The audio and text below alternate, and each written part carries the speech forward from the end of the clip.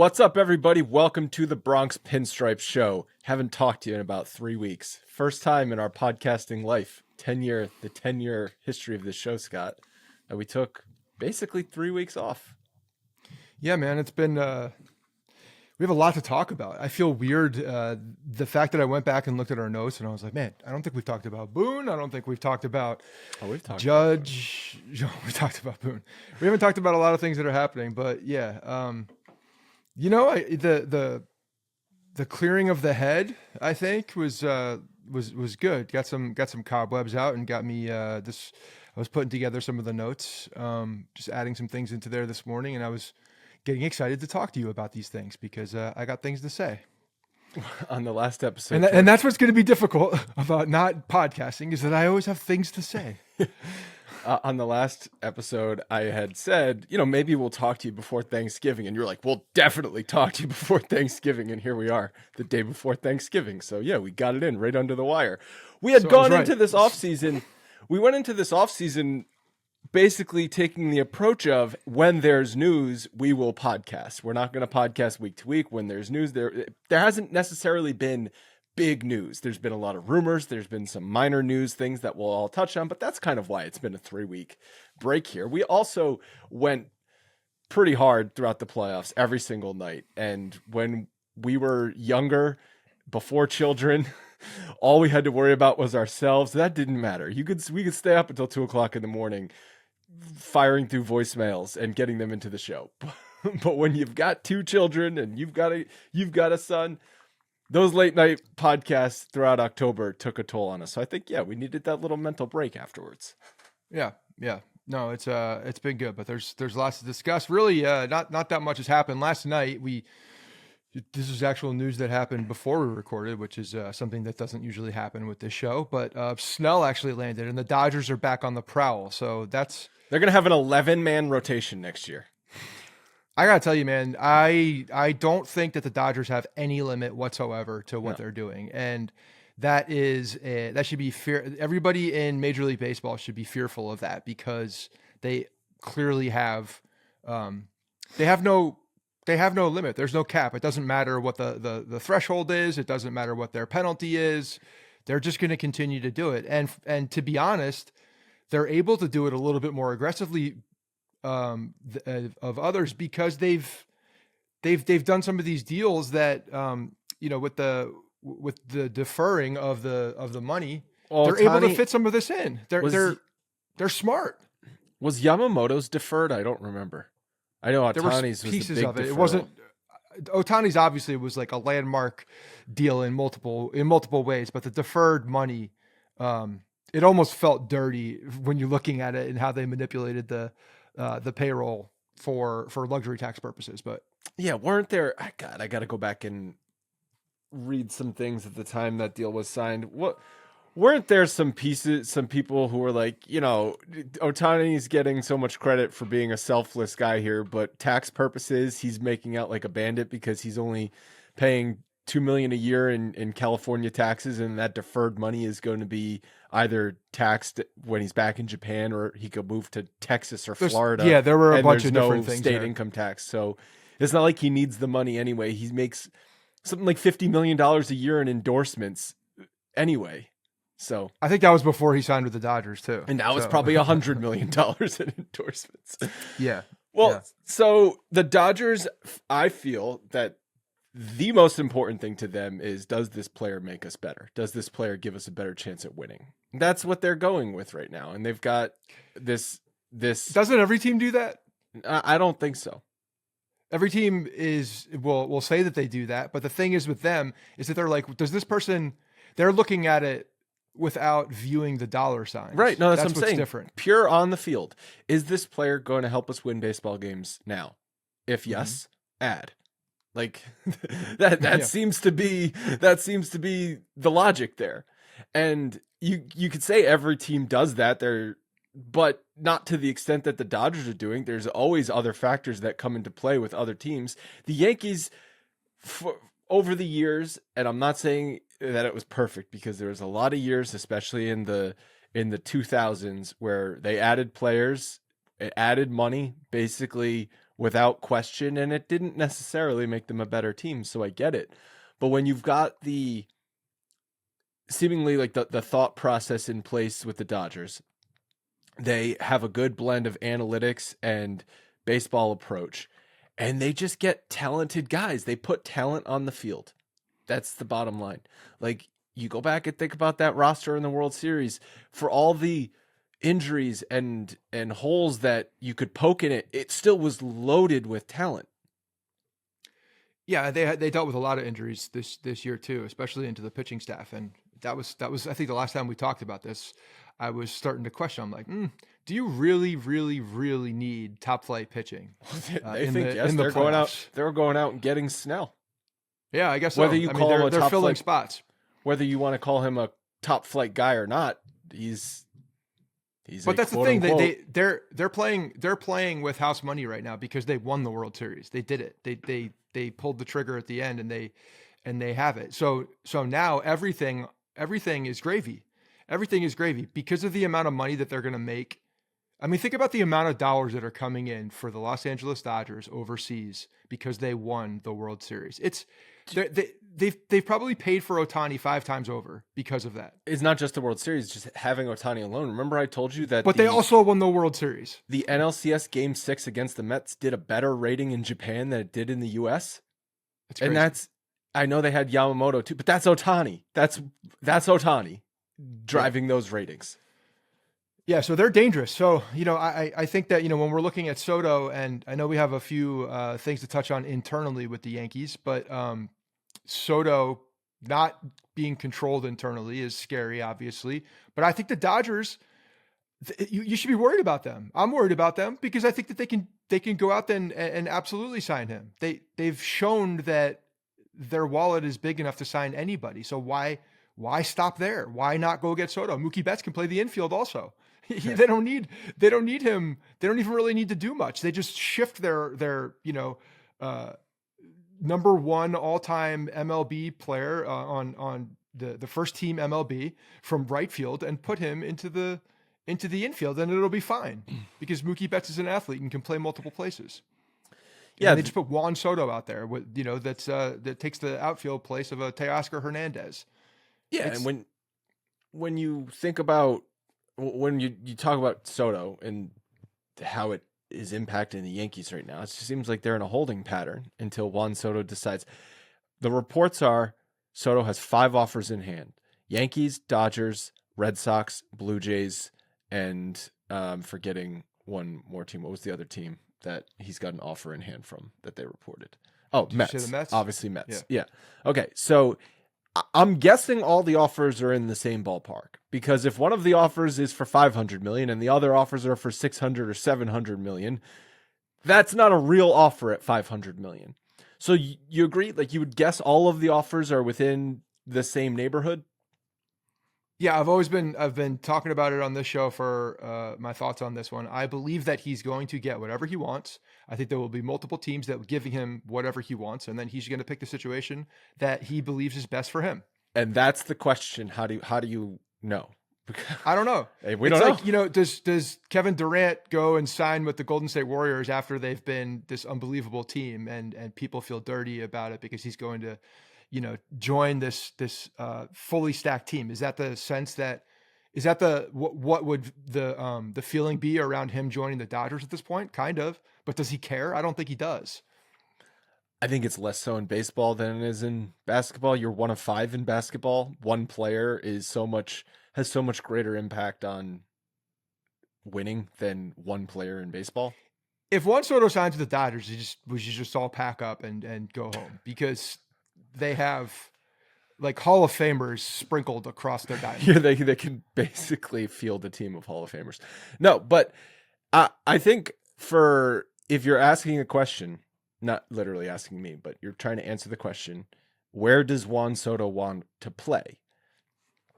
Does he had an experience with the Yankees? It was seemingly a great experience. They went to the World Series. He had a successful season statistically. All the talk was that he fit in great. The fans loved him. He engaged with the fans. There was barely anything bad at all throughout the entire season. Like, can you think of one bad thing? No, but I could read a quote for you that kind of talks to this, which I thought was interesting. So when the Yankees met with him, they're talking about, first of all, when Steinbrenner was asked about this, they're like, of course we're all in on him. We wouldn't have flown to the West Coast if not. Do you know how much that cost me to fly to the West Coast? Do you know how much of an effort it is for me to go across the country and fly to someone else? That's how important they are. $20,000 in fuel. What this is. But he talks about the fact that they had a good meeting in California and confirmed that there was an honest back and forth dialogue. And when I hear about that, and the people in the room, just for context, and you can picture it, is Cashman, Aaron Boone, Randy Levine, and special assistant to the general manager, Omar Minaya. So Steinbrenner is like, who can speak Spanish? Who do we have that can be a relatable person in the room and not an old white guy for Soto and this. So I mean, they had a back and forth dialogue, an honest dialogue. And when I hear an honest dialogue back and forth, to me, there were concerns. Grievances aired. There were grievances aired. Little Festivus action from Soto.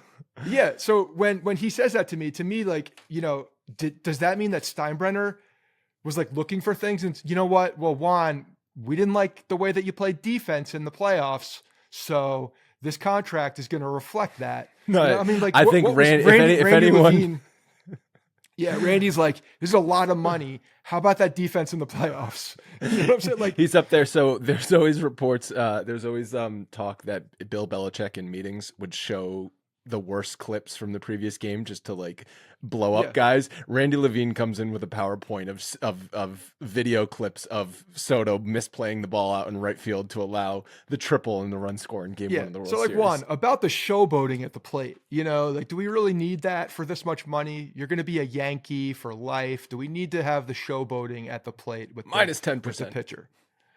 It's just it's interesting because some of the comments coming up, but yes, they're obviously in on this. They recognize the importance of him, but does he want it? Is this the place that he wants to be? That's the question that I don't think anybody has an answer to. Do you think that he's going to end up signing and it's going to be decently more money than the next highest bidder? Because I know a lot of people are theorizing, oh, Steve Cohen, he's going to offer him $1 billion. Like there is no limit for Steve Cohen. So if he ends up signing with the Mets and it's for something insane, like $750 million, and then the next highest offer is $650 million, then you can say, well, I mean, who's going to walk away from $100 million? Do you think that's going to happen though? No, because to me that puts it in like the Robinson Cano camp of how this thing is going to go down. I just don't see it happening that way. So you think that I agree. I think all of the offers are going to be more or less the same amount of years. Maybe one team will add an option for another year, but like it's basically going to be the same and the same AAV. I predicted before the season even started 15 years, $40 million a year. Well, you have to start where Aaron Judge's is AAV is, right? That's where you have to start. And then the dollars will climb up from there. And I'm wondering if other teams are going to kind of use that number against the Yankees, knowing that they just signed Aaron Judge to an AAV number, and that if they were to go well over that AAV, that there could be some internal conflict. I'm wondering how that goes down and like the negotiation happens on that, because I could see if I'm another team, I'm using that as leverage against the Yankees. You don't think the Yankees are? I'm definitely going over it. I'm going to make them go over it. I'm going to make it feel uncomfortable for them to go over it and make sure that everybody knows that they're paying Juan Soto more money in total and AAV than they did their captain, Aaron Judge, who just had an MVP, which we haven't even discussed yet. MVP we all saw coming, unanimous MVP. But do Yankees fans really care about that after what just happened in the playoffs? The answer is no. They're going to make it feel uncomfortable for the Yankees, and they're going to have to do, I think, go above what Judge was for them to get this done, because I think that's where the number is going to land. But the next guy always signs for more money. That's how sports go. That's how contracts are stepping stones. When you sign in 1 year and then it's 2 years later that Soto would be signing, and he's 5 years younger than Aaron Judge was in free agency. Like, those are big differences. Of course he's going to sign for more money. Aaron Judge shouldn't be offended by that. And if the Yankees are going to not go over Aaron Judge's AAV because they're worried about offending Judge, don't. He's locked up. He's signed. It doesn't matter whether you offend him or not. He's got to play baseball for you. And if the Yankees are going to use that as an excuse to not go over, well, then they really aren't extending themselves for the player. I don't think that they're going to use it as an excuse. I just think other teams are going to make them do it for that purpose. Got to do it. Just because it's one of those very clear lines in the sand of what's happening and how they're paying people. So it's going to happen. But no, to answer your question, like, I don't think someone's just going to come in and blow another team out of the water. I think they're all going to be relatively close. And at the end of the day, like, it's going to be speculation on what the actual offer was. I'm sure people will leak what they think the offer was, and it's already been leaked, $700 million. Yeah, but again, like, we don't know that that's exactly it. We don't know what other people are actually putting out. This is all speculation. This is all bullshit speculation that people are throwing out there that's inherently ballooning a price for Juan Soto at this point. At the end of the day, where does Juan Soto want to play? Where does he believe he can win? Because I do think that's important to him. I think winning is important to him. And not all those teams are equal on that front. Obviously, the Dodgers and the Yankees were just in the World Series. The Mets were just in the NLCS. So you can say all of those three teams are capable of winning immediately with Juan Soto. The Blue Jays... I wouldn't trust the Blue Jays. They probably still think Ohtani's flying to meet them in Toronto. Yeah. And the Blue Jays finished in 4th place and the Red Sox finished in last place, or vice versa. I don't even know. Those two teams are not close to winning. The Red Sox are interesting. I can never count out the Red Sox, because how many times have they gone from last place to first place? And when you have Cora in there, I think Cora is a difference maker as far as, I've talked about my love for him as a baseball manager. I think he's one of the best managers in baseball. I like the way that he gets everything out. The fact that he is a real player's manager, in the sense that he gets everybody to play well. He puts them in a position to win, and he does have a good rapport with these guys. So that, I think, is a leg up, and they do have talent coming up that's young. Like they do have a lot of young talent. I would be shocked, though, if it were the Red Sox or the Blue Jays. And I'd be surprised if it was the Red Sox, because they've been consistently shedding payroll in the past few years. They just signed Rafael Devers to a big contract, but it was like $330 million. Soto's going to take double that. That is a big difference.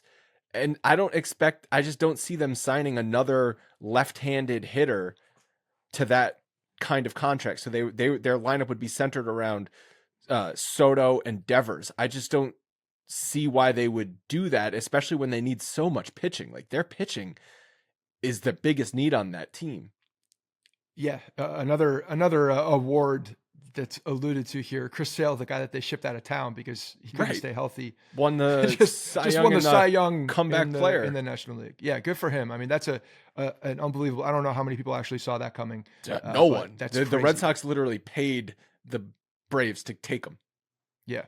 So I agree, but we'll see how aggressive they are. Because if they become aggressive, I've been listening to some radio and just reading some of the rumors, and apparently the Red Sox are gung ho about getting 2 of the 3. When you're looking at Burns, Fried, and Snell, now that Snell is off the table, like, they're clearly going to be aggressive with 2 left. Because Pivetta did turn down the qualifying offer, so he's off the books for them, which is that was like $21 million. So They haven't been spending, you're right, but they do have Devers locked up, so they have the ability. And I know that their history doesn't say that they're going to go out and spend, because they don't do that. They don't re-sign their own players, but they did for Devers.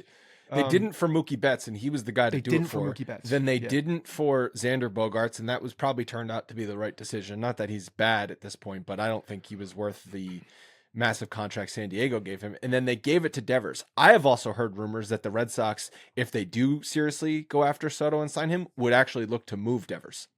That doesn't make any sense. And I think that if you're not transparent about that with Soto, you basically have to tell Soto what's going to happen there. And if Soto realizes that Devers is going to be shipped out if he's signed, like, why, that to me, that just goes against your strength of argument to sign the guy, because now you're weakening your team to sign a guy because of money. And if he goes to the Mets, he is unequivocally the guy in Queens. And let's be clear, the Mets are also a a tier down. Like they are still the Mets. Something always goes wrong, and there's no World Series. They're still, even if they sign Soto, they're not the favorite in the AL East. In the NL East. NL East, sorry. Yeah. No, maybe Probably not. by two teams. But they were in the NLCS, so it's not like they're garbage. Okay. Like they're not garbage, but you want to look at a track record and you want to see that they're going to win. And I understand Cohen can dump money into it. Before last year, the Yankees didn't have any track record of winning, though. There's a track record of winning. There's a historical look. The Mets and the Jets. Look, I'm so right now in my brain is the New York Jets and like what's happening, just a complete debacle that continues to happen. And I just see them as a parallel. They're a parallel, but I think the Mets are a good amount more stable than the Jets, believe it or not. It's like you add any amount of money, any amount of players, any amount of talent, it doesn't matter. It's never going to result in something good. It's just the way it happens. It's just the way it is. So you're saying it's coming down to the Dodgers Yankees. World Series round 2. Who gets Soto? No, I think the Mets are definitely going to be in there as far as a bidding war, and they'll be there until the end. But for Juan Soto to choose the Mets over the Yankees, it would have to be a blowout contract, and I just don't think that's going to happen. What if he wants to be the guy? What if, even though he liked playing with Judge and all that kind of stuff, what if he wants to be the captain of a team? I don't see that as his personality. We don't know. What is Juan Soto's personality? I have no idea. Juan Soto, from everything we've seen here, is a team guy. He plays baseball like a team guy. He talks like a team guy. He's not this outspoken leader. He's not the leader in the clubhouse. He leads by example. He does the thing. Okay. And people follow him in that regard. From everything I've seen, it's not just being a Yankee, but obviously we've seen him up close and personal this last year, but nothing has told me over any stop that he's made that he wants to be the personality, the guy in there. I think he likes being the rock solid best baseball player on the team, and that's enough for him. And he just wants to win. Like, his competitiveness and every single at bat leads me to, like, he doesn't care about that other stuff. He just wants to win, get paid, and be in a place where he's got a good chance to do that. And I like the pinstripes, being a Yankee. I think that is, I think that's appealing. And you go to the Mets, it's like, you get, those are worse pinstripes, very clearly worse pinstripes. The colors are uglier. The everything about it is worse. Orange. Ugh. Yeah. I would agree. Like he dated the Yankees before he got to date the Yankees before he would end up marrying the Yankees. And I think that is a leg up for them, which is why there's no excuse for them not to sign him if he wants to be there. If that meeting, you talk about reading between the lines with Steinbrenner and all that kind of stuff, and he's talking about, well, we had an honest conversation both ways. If part of that was Juan Soto not being 100% sold on the Yankees, well, then what do you do at this point? Yeah, that's the thing. Like, then you have to go out and you look around and you see, how do we fill that? Because there are a lot of spots to fill on this team. There are a lot of spots to fill, and you could do it in many ways. But obviously, if you let Juan Soto go, that's a huge black mark, and it's say let Juan Soto go though. But if the Yankees make an offer that I don't mean let him go, I mean him not signing.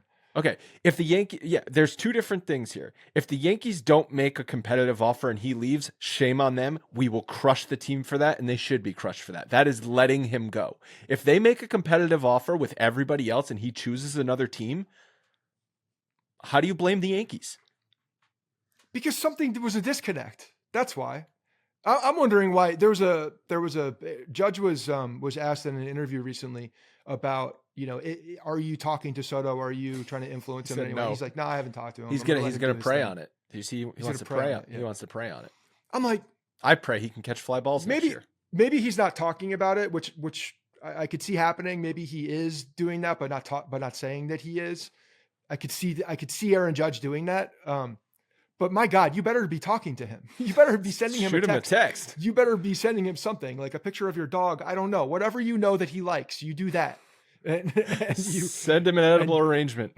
You need him. You need him to be here for your legacy to be, anything that's not stained from last year. You need Juan Soto on this team. That's for damn sure. All right, let's talk about the implications of signing or not signing Soto. But before that, we are brought to you by Factor Meals. The holidays are here. It can be really hard to keep up with a healthy diet. There's so many leftovers, so many desserts. Everyone's boozing a little bit more.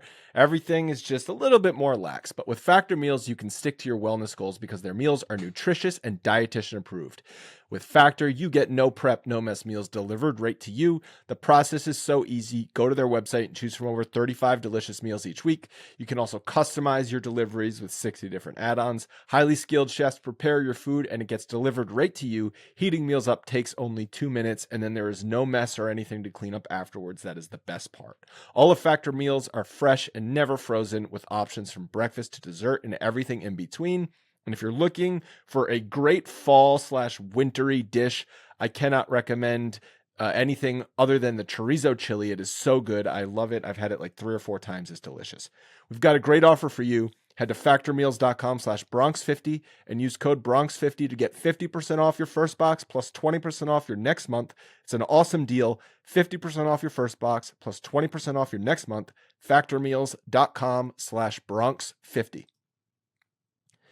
So I was reading a few different things, and obviously the implications of not signing Soto means you're down an outfielder, you're down the 1A in your lineup as far as what it's centered around. That lefty balance that Soto brought, like there's so many negatives that you cannot replace with any other free agents out there. This is not like there's Blake Snell and Jordan Montgomery and all of these other guys on the free agent market where you're like, well, this guy's almost as good as this guy, so you don't get this guy, you just sign the next one. You don't sign Juan Soto, you are taking a massive step down to the next available offensive free agent. Yeah, and you just said a couple of things here. Like talent-wise, of course, he's by clear and far, he's the best free agent that's been out there since Bryce Harper, as far as like a guy who's coming. I mean, Ohtani obviously, but Bryce Harper, I think, is a similar situation because of the age. And you're looking at both the Washington lefty. Nationals. Yeah, they won a World Series though. Not with Harper. Was it? No, Harper. No, left. Harper left, and then Soto was the guy there. Yeah. Man, they had a stacked team though. You think about all the players, if they were able to retain them, which shame on them. One of the richest owners in baseball that couldn't retain some of those guys, but they had it with Trey Turner in there too. They had it. Damn, they were good. Yeah. So you're looking at this at him as obviously the best position player out there, but the dynamic in the lineup, and that's a huge deal. Like the fact that he brings that lefty righty opportunity for you saw the how the lineup, Yankees lineup changed. The Yankees lineup was transformed this year with Juan Soto. Absolutely. Think about the holes in the lineup in previous years. And yes, there were still holes in the lineup towards the bottom, but man, how many games did they win just because of Soto and Judge were hitting 2-3 in the lineup every single night? For an extended period of time in the first half, that was the offense. You're looking at those two guys as the offense. And if you remove one of those guys, that's a big problem. Like I know WAR is a statistic that's out there, but his probably is significantly higher than it should be, or it should be higher than it is because of the impact those two guys had. But yeah, I mean, you're looking up and down the lineup, and we haven't done our traditional GM episode, but looking at some of these guys, you're looking at what a fit could be, and you have to plug Juan Soto with multiple bodies for any semblance of production. But again, like you start spreading that out and you're looking around, it just doesn't do what you have with Juan Soto. So he's just that important to the lineup, and the Yankees have to sign him. Like there's just no other. It's just such a clear statement that they have to sign him. I don't think there's been a more obvious move that the Yankees have to make in the offseason in the time that I have been a Yankees fan. So there was a quote I read from an anonymous American League scout, which you got to love. It was on an article titled "Juan Soto Sweepstake Hangs Over Jason Dominguez's Future Yankees Role." This was posted on the New York Post earlier this week. And this scout said, "I've got a lot of the same questions I had about him," speaking of Dominguez, before last season. "He's shown flashes, but I'd be worried about his consistency and staying healthy." So obviously he had injury problems. Dominguez did last year. and then the injury with the Tommy John, Tommy John. and then the oblique. So it was basically a lost season. He came back, played a little left field, botched a few fly balls, was for some reason on the playoff roster. Did he even get in? He didn't get an at bat, right? I think he got a couple pinch running opportunities, but no at bats. That's in really ridiculous situations. Yeah. But I mean, I don't understand this. How does Juan Soto impact if Jason Dominguez is going to be playing with the Yankees? Like, Jason Dominguez is a starting outfielder for the Yankees. I guess you could say it might dictate his position next year if they sign Juan Soto. But like, in what world is Jason Dominguez not a starting outfielder for the Yankees next year?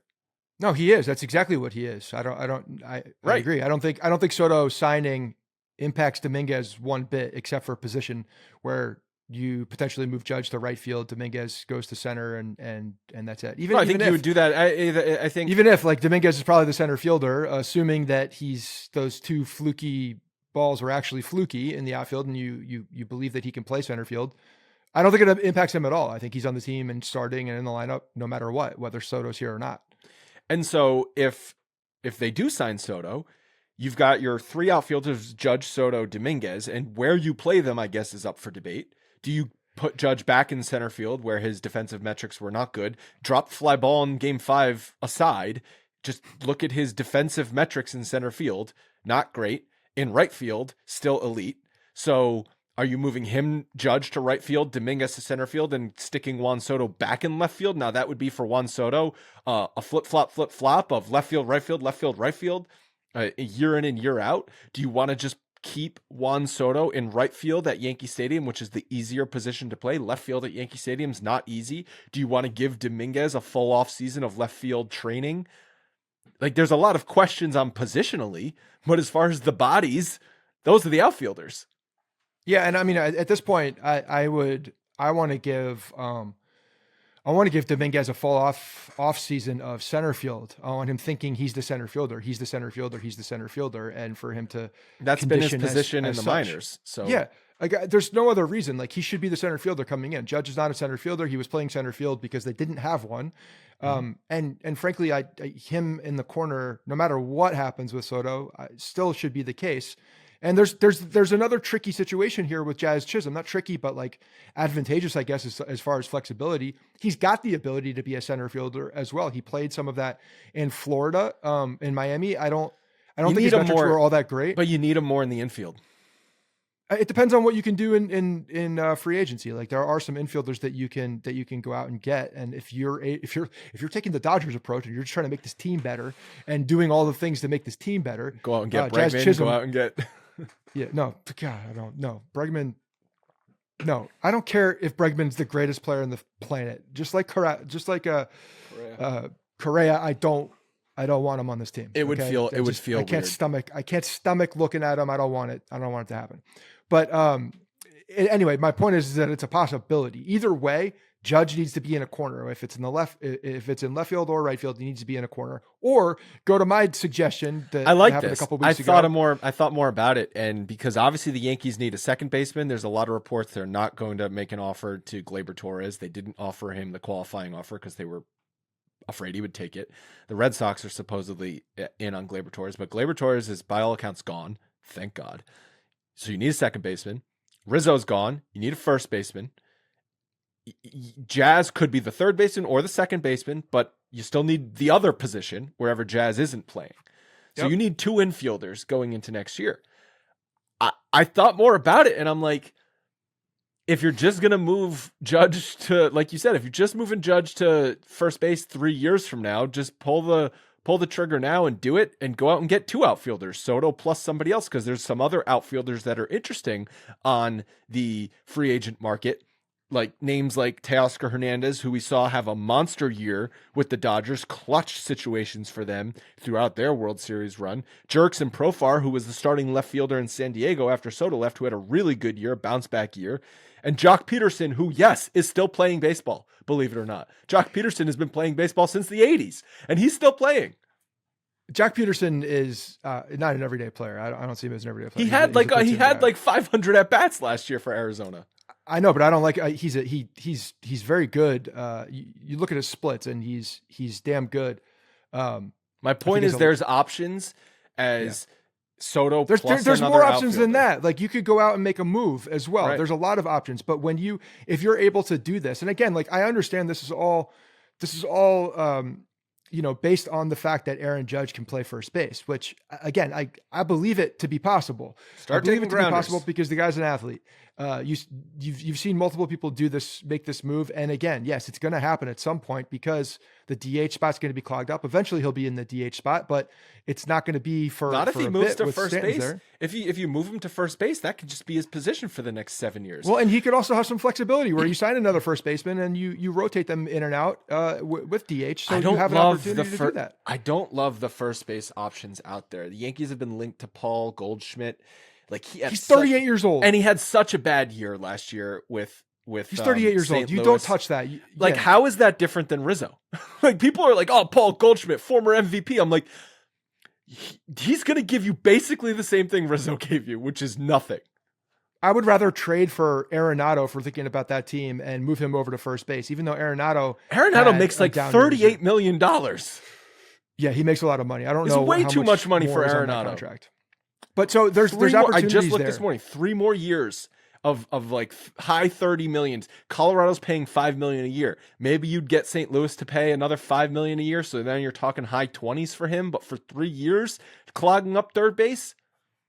Or again, he can move to first base as well. I think he's talked about the ability to do that or willingness to do that. Isn't he like an all-world? Isn't he like an all-world third baseman though? Isn't that like his selling point? He's a defensive genius. Yeah, he's one of them. So then you have Christian Walker that is a free agent over there. Again, like he's a nice player, 25% strikeout rate. Like, but again, like if you're gonna do it with Judge at some point, just do it now. Because who would you rather have, Teoscar Hernandez or Christian Walker? I'd rather have Teoscar Hernandez. I'd rather have him for multiple reasons. He's a clutch player. He knows how to play in the playoffs. He's a fun dude. I like him. He's like a clubhouse guy. I like him just too. Like him. And him in the outfield would be really good and improve the team. You're again looking at how do you improve this team? You add big bats, good bats, clutch bats, guys who have been there before, and you change the makeup of the team a little bit. You don't add guys who are loafing it in left field and have the ability to bounce back. You add known quantities. So you have a guy like Teoscar Hernandez who comes in there, and now you're again, you sign Soto. You have Soto, Dominguez, Teoscar Hernandez, Judge at first. Okay, now you can do whatever the hell you want in the infield. Jazz can play second or third. You have an option. You signed the best guy. Willie Adames is out there. Again, I'm not considering Bregman because I don't like him. I think he's going to sign with the Tigers anyway. But you have Willie Adames, who had a good year last year. Another hell of a clubhouse guy who's that would be a good dude. signing for Detroit. Actually, that makes sense for Detroit. Yeah, it makes so much sense for Bregman to go back back with his boy, with his fuckface manager. Yeah. So I think you're looking at multiple options here, but Judge going to first base, understanding that there aren't a ton of great things to look at first base unless you're going to the trade market, and even then, and we didn't even say anything about the doofus over in Queens, Alonso, who can hit home runs. Goober. I don't know. It's too risky for he's not going to age. He's not going to age well. He's not going to age well. And he's not a good defender either. So you're looking at those options at first base, and they're not great. And you so have to wait though on Soto because you can't move Judge out of the outfield. Oh, 100%. Yeah. 100%. You wait for Soto, but like you're looking at defense, and I'm pretty sure that Christian Walker won a Gold Glove, so he's a good defender over there as well. So take him and put him aside as the one that would make a difference at first base. But you don't know what Judge is. Can Judge give average or plus average defense at first base? Average is I okay. would bet my money that he could do that. I'm sure there'll probably be a lot of plays in the first year where you're like, oh, he's not a first baseman, but it'll take time for him to play. Like, look at Bryce Harper. I'm going to look up Bryce Harper's defensive Bryce Harper metrics. also, he's a tough one to compare it to just because he's a former catcher as well. Like the guy has played all over the diamond. He's got a glove. Aaron Judge is he's got an infielder's glove. Aaron Judge is a 3-sport all in college. He was like an all team, whatever they call it in college. Fielding run value. That shut you up. Fielding run value for Bryce Harper, 81. He was 81, which is good. Not. I mean, it's considered It's considered good, almost great for fielding run value. Can Judge give you average defense at first base? I'll sign up right now for average. I will bet on Aaron Judge for going to first base and being good. Not a lot. In fact, like he could be very good. You don't see a lot of fly balls at first base. You don't. A lot of line drives though. Humpback liners. Just well, A-Rod was an athlete, and look at him at first base. A-Rod's footwork was A-Rod's. Come on, don't put. He was A-Rod old. He's just a different animal. He was juiced. He was old. His first step was stuck him gone. over there. Yeah, he was sad. If you cross out Soto's name, you're left with question mark at second base, question mark in the outfield, Judge, Wells, Stanton, question mark at first base, Jazz at second base or third base, Volpe and Dominguez. Like that lineup does not look as nearly as good without Juan Soto. It goes down significantly. You're looking at trying to add a bunch of pieces. I go back to that offseason when the Yankees lost Robinson Cano, and their reaction was, let's give Jacoby Ellsbury the boat. Let's go sign an over-the-hill Carlos Beltran. Let's go get that thumb-looking Brian McCann out of Atlanta. And a bunch of names, former All-Stars, didn't live up to contracts. Ultimately, that 2013 or 2014 Yankees team sucked ass. And that's the problem. You're trying to, it's almost a similar situation where you're trying to piece together a game or multiple games with, without a starting pitcher, and you go to the bullpen and you're like, you got to get very good performances out of 5 guys to replace the one starting pitcher that should go, into the 7th and 8th inning. It's the same situation here. You got one guy that that is going to make a massive impact. He's going to make a lot of money, but what's the delta between the amount of money that he's going to make and all of the players that you have to sign to fill that one guy's role? It's more, but is it not worth it? Of course it's worth it. Of course it's worth it. So they just need to do whatever they need to do. Like this is all of a conversation about the fact that they just need to sign Juan Soto and make it happen. And if you can hear a howling dog in the back, you might. I can't. My mother went out. Your mother? Howling my dog? mother is not the howling dog. My mother is not the howling dog. She came here and we're taking care of her dog because she went out to see my brother in Denver. And congratulations to my brother who listens to the show, has a big BP crew, Yankees contingent out in Denver. Shout out to those guys. Just had a little baby boy. Shout out to my sister-in-law, Sarah, as well. Little baby boy. So Cooper Reinen. And she's out there visiting, and this dog is sad, and she just sits at the top of the stairs and howls all day because Maddie's my mom's not keeping her company. No, she's not. She's looking at her like, why the hell are you howling? Stop howling. Why is there another dog in my house? Do you expect the Yankees to do anything on the starting pitching front? So I put in here the rotation of what the Yankees have right now. And when you look, by the way, can we go back? We're burying a few things. Luis Gil, Rookie of the Year. Congratulations, Luis Gil. Which I said was going to happen because of, I forget the guy from Baltimore and Wells sort of stealing each other's thunder on the Rookie of the Year. Maybe they stole each other's thunder, but there was a clear winner in offensive production. I thought he was going to get it for sure. But Luis Gil, the fact that he came and won that award, that's awesome for him. I hope he uses that as a building block and improves, because he needs to just throw the ball over the plate a little bit more, and he'd be unbelievable. But you look at the rotation now, and the rotation is there. Like they have a rotation: Cole, Rodon, Gil, Schmidt, Stroman's still under contract, and will be, and then you have Nestor Cortez. You have 6 starting pitchers right now as it is. So I don't know if, maybe they trade a Stroman and eat some of the contract and just realize that was a bad thing and they're not going to do it. I don't know.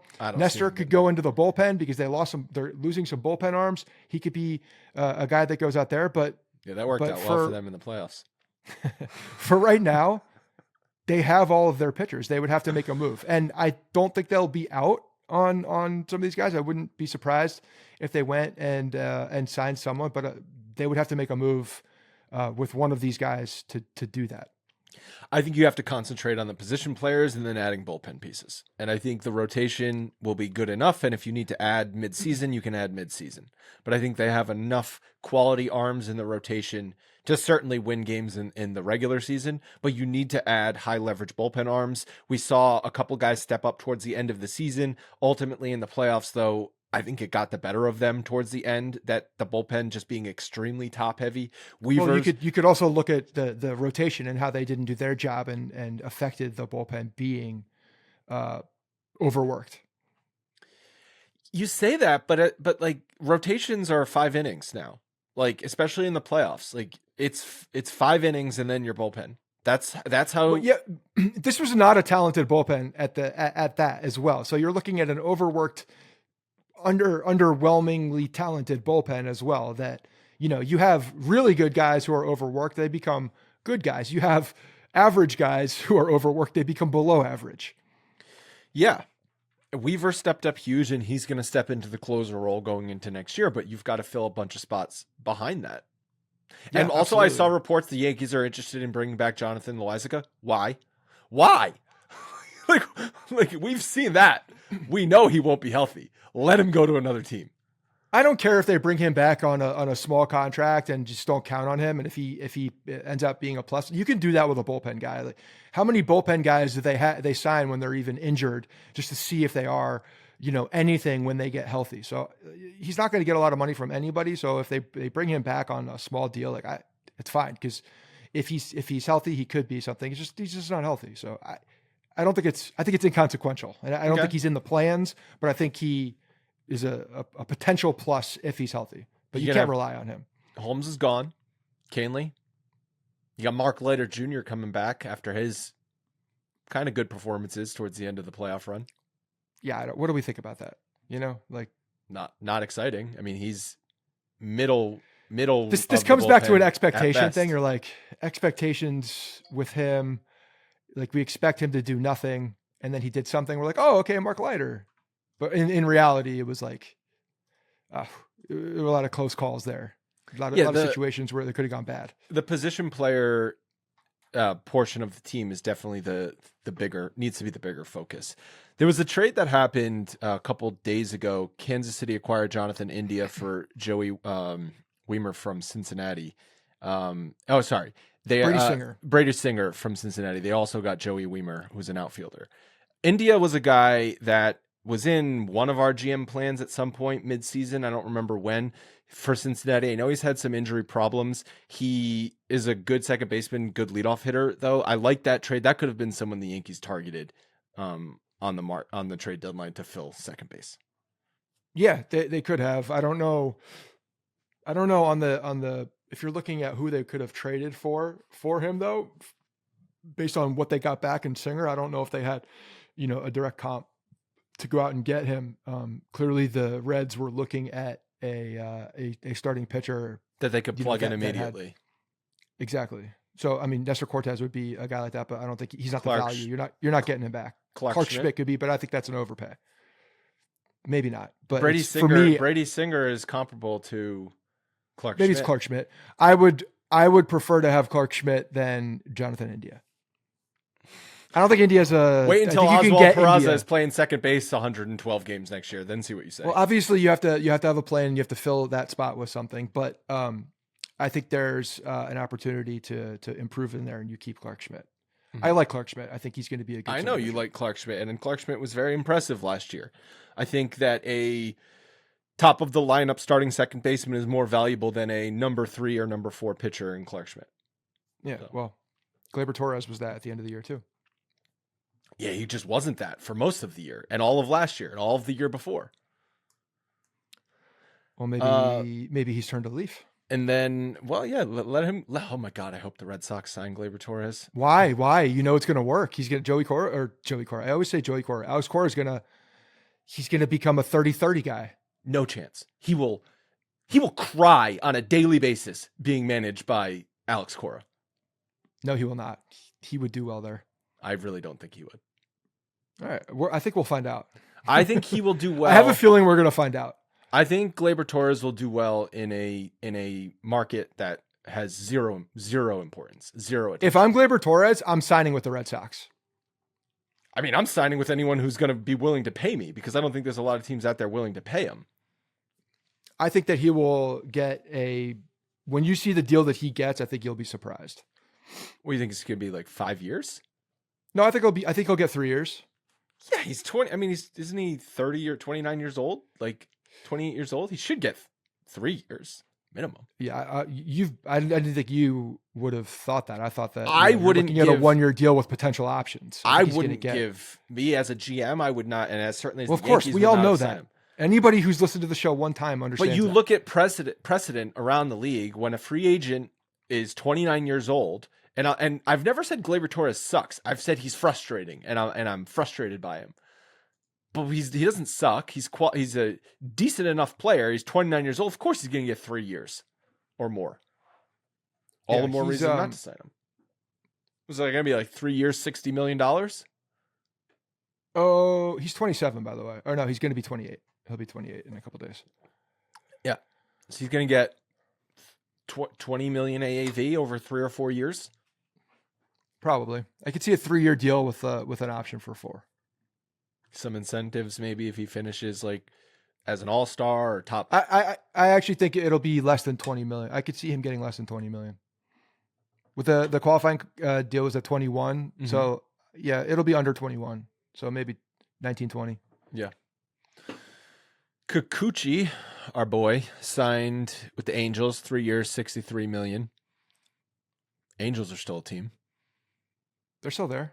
And then Roki Sasaki from Japan, who's expected to be posted by the Marines, the Chiba Lotte Marines. He's 23 years old, going to be looking at the initial contract that Ohtani signed with the Angels, which is obviously going to be very affordable for a young pitcher. Yeah, he's one of these guys that, so he's in a similar situation to what Ohtani was in with the contract that he signed with the Angels. Just said that. Because, oh, you did that. Yep. And he's interesting. He's a really good player. But he's going to go to a place. There's a lot of speculation on where he's going to go. Is he going to go to the Dodgers? This goes back to the Yamamoto situation where I was talking about, I'm like, if I'm Yamamoto, you're going to be under the thumb of Ohtani the entire time. Like, do you really want that? Is that going to hurt you? Cash your checks and apparently have no attention on you.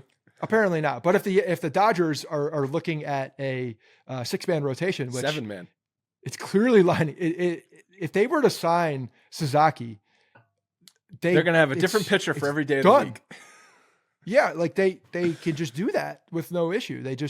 And now they have a feeder country into their organization because they're just recruiting everybody at this point. The Japanese league is basically just the Dodgers minor league system. Yeah, I mean it's crazy, but so you're looking at some of the other teams that are on the West Coast. The Padres have signed international players. Mariners, obviously, with Ichiro, Mariners, and then some other Japanese players. And then the Angels, who just signed Kikuchi. The West Coast is obviously very appealing to guys from Japan. So that's something that, and the Dodgers have been very good developing young talent, especially young pitchers. So that's a landing place. But he's going to be gotten for a bargain. If the Yankees should be aggressive with this guy too. Absolutely. I mean, I know it goes down to like, where does he want to play? Because it's going to be how much international bonus pool money, right? Because there are restrictions on how much you can pay him. There's limits on the contract. So it's literally just about where he wants to play. If he wants to play for the Yankees should offer him that contract and figure out how to fit him onto your roster. So if I'm the New York Yankees, I am recruiting the living hell out of this guy because you could get so much unbelievable value for him. Yep. And Hal, get on a plane to Japan with Hideki Matsui. Go to Japan. Yeah. Go to Japan and figure it out. Matsui just threw out the first pitch at the World Series. Didn't Matsui throw out the game we were at? Yeah, he did. Yeah. All right. So he's still involved with the organization. World Series hero. He lives in Connecticut, in Greenwich, I believe. Great. His kids go to my niece's school. Really? Does Matsui want to manage a team? I'd take that. Anybody. I take a Matsui post-game press conference over a Boone press conference in Japanese. Just in Japanese. Just talk to the translator. That'd be great. Oh yeah, Aaron Boone, by the way, exercised option coming back. But crucially, no deal right now. Yes, but so that's the thing. So he's back, which we knew he was going to be back. That was reported 10 minutes after the last out was recorded in the World Series. But no new contract, which kind of gives me hope, where they're still saying all the bullshit. He's instrumental to the team. You don't know about his clubhouse presence, blah, blah, blah. But it gives me 1% hope that they're like, maybe all these fundamental problems are due to the coaching. And if it doesn't go well again next year, he's not getting a new contract. Do you think that they are not announcing anything, not doing the extension talks with him until Juan Soto signs? And if there's an issue with Juan Soto, with Aaron Boone, they're just waiting. Interesting. You're like, look, you got to do one more year with him. I mean, even if they exercise, they could still fire him if they wanted to tomorrow, right? If Juan Soto, let's be honest. If Juan Soto he could be the hope. If Juan Soto demanded, the only way I'm signing back with the Yankees is you got to get rid of Aaron Boone. Oh, what a legend status for Juan Soto. Yeah. Instant Monument Park monument. Rip out the judges' chambers. The Soto stands, whatever you want to call them. We've done co-captains before. Yeah. Co-captains have happened. Yeah. Maybe that's part of it. Maybe Judge is like, you know what? Co-captain. I would kiss him on the lips for doing that. But and the other thing is like making those decisions before you make the biggest decision with Juan Soto. Look, I think that no, they're gonna not go into a lame duck year. I don't think he's gonna be. I think he's gonna. You think it'll be announced in spring training? I think it's gonna be spring training. Yep, it's gonna be first week of spring training. A new 3-year agreement with Aaron Boone. Man, yeah. We've said all of our. I don't think any of that matters. Like it could be, he could get fired at any point. But no, they don't fire managers. They That's don't the do thing. It. You say he could get fired, like unless he goes and takes a shit on Hal Steinbrenner's desk, he's not going to get fired. And even then, Hal Steiner would be like, "Well, I'm sure it was for the good of the clubhouse." Yeah. The toilets weren't working in the clubhouse, so he needed a place to go. I don't know why I'm doing that voice. I don't know either. And they get rid of the clubhouse guy because the toilets were clogged. We've said our piece on Aaron Boone. Everyone knows why we think he sucks. I do think that the fan base has shifted. The majority are done with him. I think it's been like that for a bit.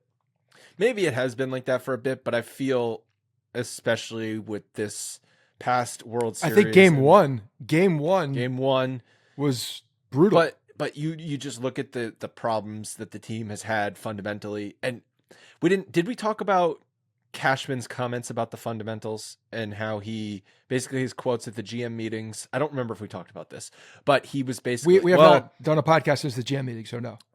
No, I think we did because we recorded November 7th, and I think the GM meetings had already happened. But basically, Cashman was like, well, yeah, our best baseball certainly didn't show up in that 5th inning. And it's just like missing the point that like it's not just that 5th inning was literally a microcosm for all the problems that the team has had. Like most outs on the base paths all season. That's not a fluke. That's a season's worth of data that you're making mistakes on the bases. Crucial mental mistakes and errors in certain moments. Pitchers not covering bags. Pitchers forgetting that they can't throw over more than 2 times. Like so many mistakes that a World Series team, never mind a playoff team, never mind a Major League Baseball team, shouldn't be making, that they continue to make. And it's just like to just chalk it up to a fluke in 1 inning is so disingenuous. I mean, that's just what he does. He speaks disingenuously about a lot of things when it comes to decisions that were already made. And Aaron Boone coming back was a decision that was already made. So throwing any shade on the fundamentals of the team that are at the end of the day, the duty of the coaching staff and the manager to make sure things like that don't happen over a long, consistent season. That it goes against everything that he does because he already knew that was happening. He already knew, obviously, that Boone was coming back, and they're attached at the hip. Like at the end of the day, they're attached at the hip. This all goes back down to Steinbrenner. Steinbrenner's the one that needs to make the decision and needs to pull the trigger. It has nothing to do with Cashman. because Cashman and Boone are just are linked. They're and to your point, they're employees of Hal Steinbrenner. Yes, at the end of the day, it's always been. But in this instance, it's even more on him because of the fact that Cashman brought him back. I just don't think Hal Steinbrenner... And Cashman knows that. I don't think Hal Steinbrenner has that sort of... Killer instinct to where we didn't win the World Series and now I'm going to make a bunch of changes because it's World Series or bust. I think he looks at the Yankees as a business and they need to be it's got to be a successful business, profitable business, which it is.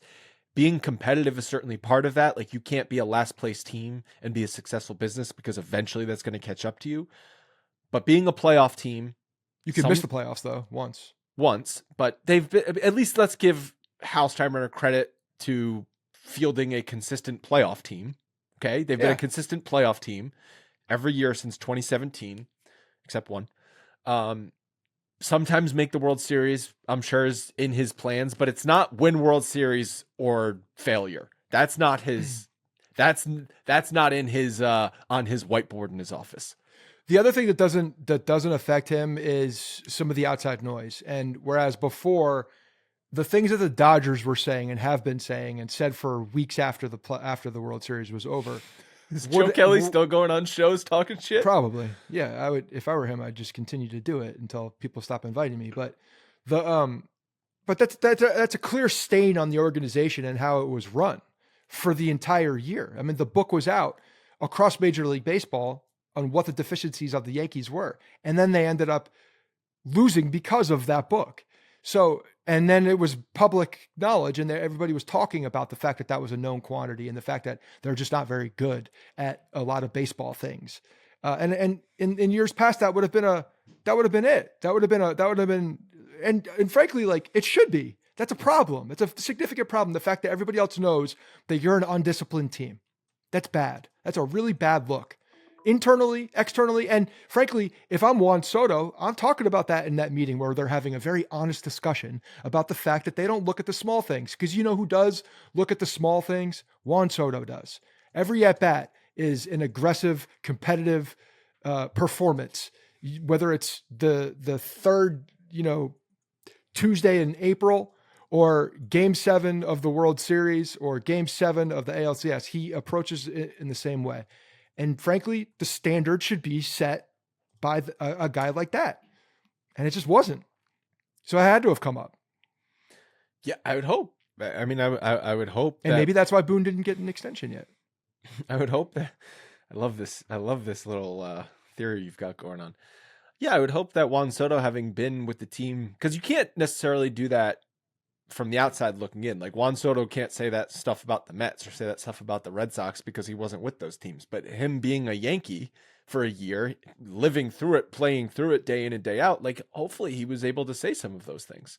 And do you think Juan Soto cares about his legacy as far as like how because he's obviously jumped around to he's on his third team now. So if you were to go to another team, that would be traded, the fourth but team. He was traded. He was traded.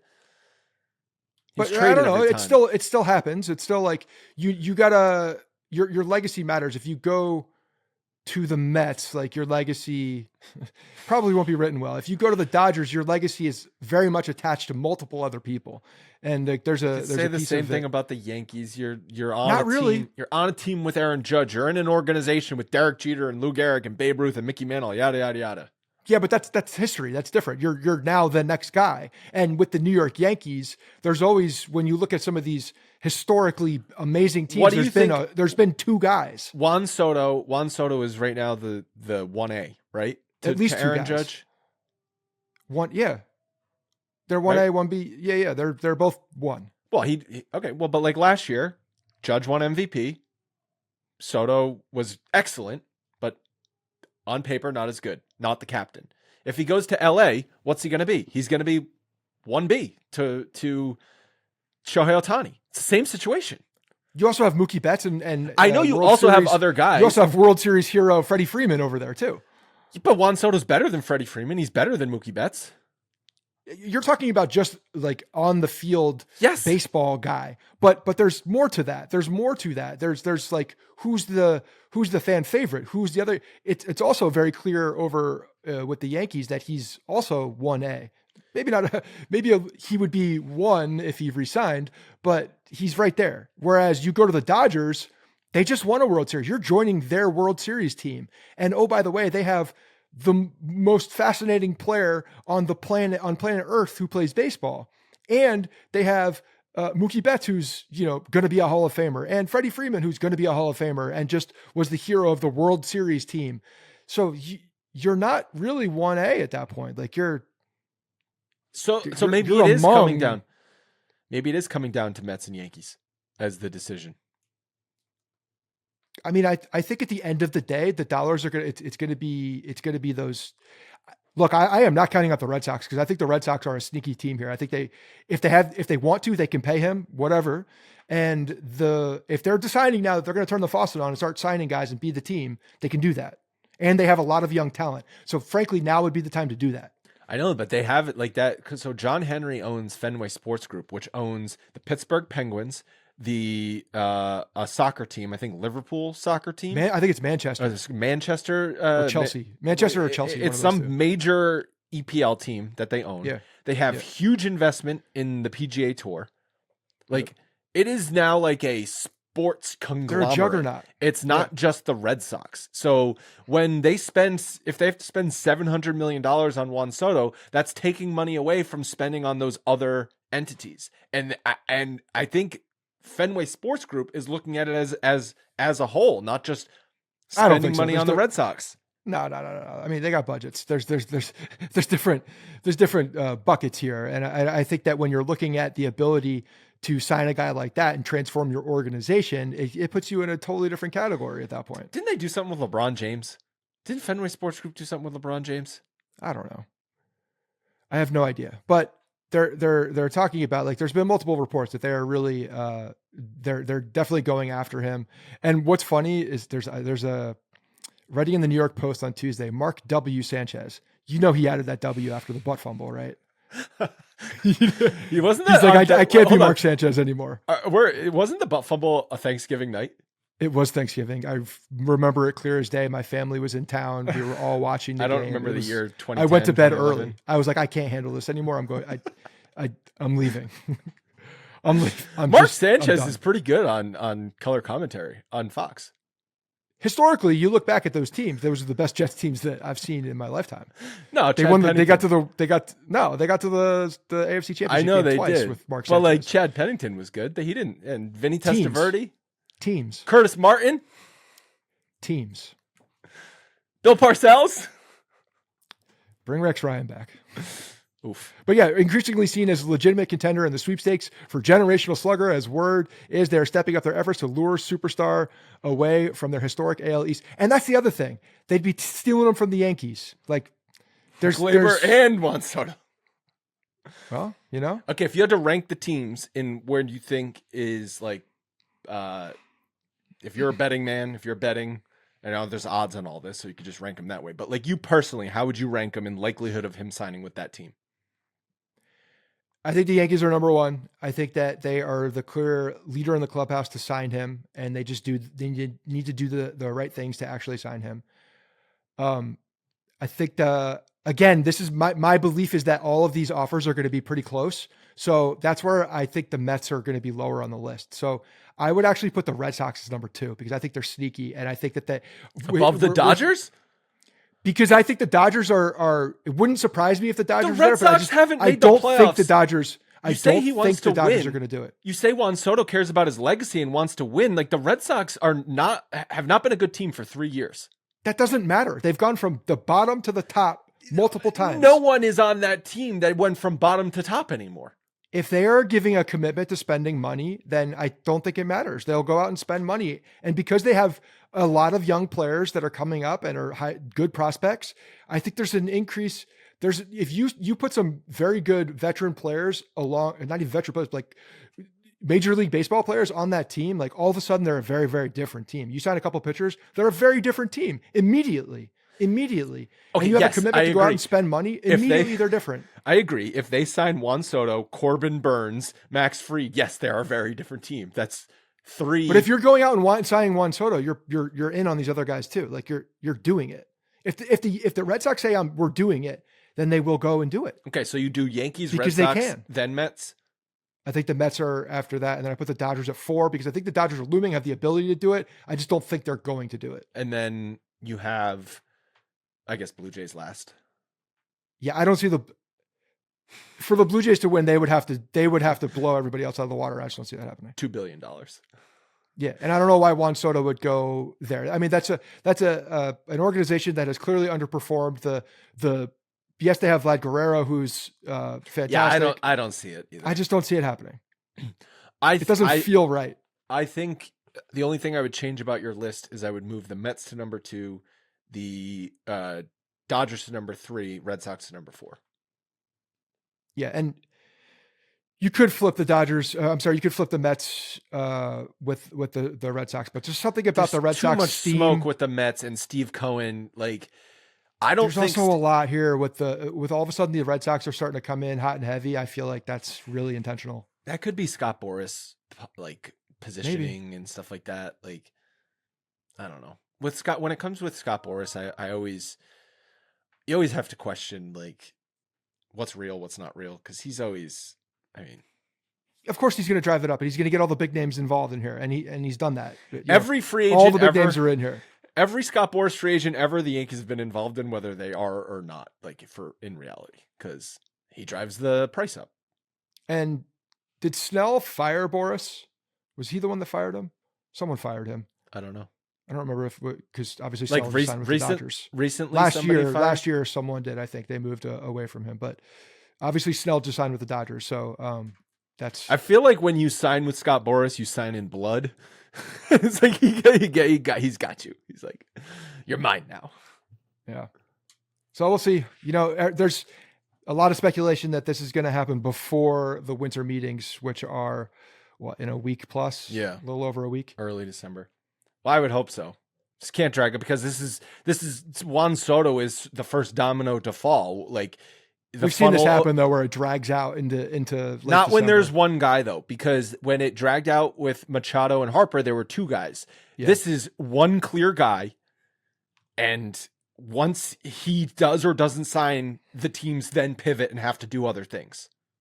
And if you pivot now, you can't go sign Teoscar Hernandez and somebody else and then go sign Juan Soto against. Like it's definitely we have our choice, and if that doesn't happen, we move on to our next choices. Yeah. Yeah, and if I'm Juan Soto, there's nothing else to figure out. Like, what do you think of his Instagram announcement? Did you see that? Juan Soto. The other night, he's got like a major Instagram announcement, and everyone was like, oh my God. And then it was just that he signed on as a brand partner with Celsius. Good for Celsius. That's smart. Yeah, it's, good for him. Yeah. All right. That's going to wrap up this episode. Have a happy Thanksgiving, everybody. Enjoy the long weekend.